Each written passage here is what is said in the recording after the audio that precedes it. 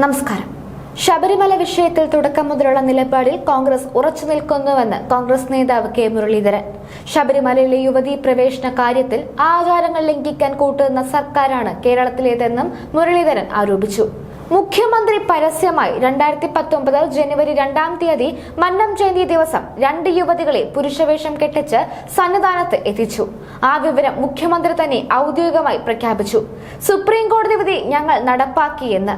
അന്ന് നട അടച്ച് പരിഹാരക്രിയ ചെയ്ത് തന്ത്രിക്ക് NSS അടക്കമുള്ള വിശ്വാസ സമൂഹം പൂർണ്ണ പിന്തുണ പ്രഖ്യാപിച്ചു.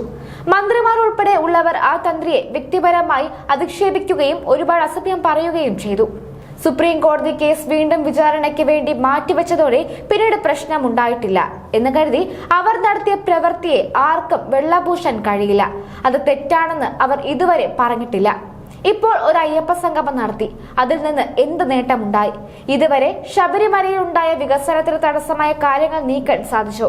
4000 പേരുണ്ടാകുമെന്ന് പറഞ്ഞ ആ സംഗമത്തിൽ പങ്കെടുത്തത് 630ഓളം പ്രതിനിധികൾ മാത്രമാണ്. ആ സംഗമം പരാജയമാണെന്ന് ഉറപ്പിച്ച് പറയുന്നു. കോൺഗ്രസ് ശബരിമലയുടെ കാര്യത്തിൽ ഒരു വിശ്വാസവഞ്ചനയും കാണിച്ചിട്ടില്ല. 9 വർഷമായി കോൺഗ്രസ് കേന്ദ്രത്തിലും കേരളത്തിലും അധികാരത്തിലില്ല. പിന്നെ എന്ത് വിശ്വാസവഞ്ചനയാണ് കാണിച്ചതെന്ന് മുരളീധരൻ ചോദിച്ചു.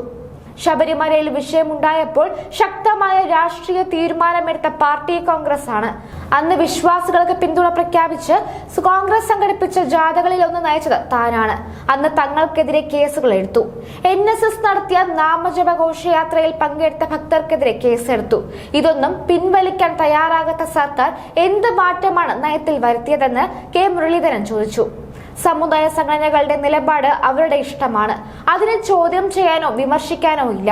ഞങ്ങളുടെ നിലപാട് സംബന്ധിച്ച് ഏതെങ്കിലും സമുദായ സംഘടനകൾക്ക് സംശയമുണ്ടെങ്കിൽ അത് പരിഹരിക്കാൻ തയ്യാറാണ്.